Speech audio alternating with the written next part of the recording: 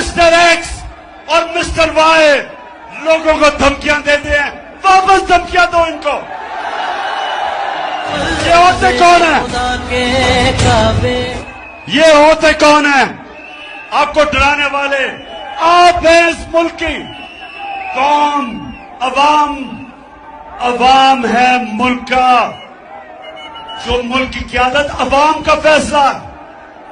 ये खुफिया नंबरों से डराना धमकाना कि जी हम ये कर देंगे वो कर देंगे, जो करना करो हम भी करेंगे। मेरा मोहम्मद शफीक है और मेरी रिहाइश जिला झेलम की है। चंद दिन पहले मैंने अपने लीडर इमरान खान और फवाद चौधरी के कहने पर अपने दोस्त का नंबर प्राइवेट नंबर से सेव किया।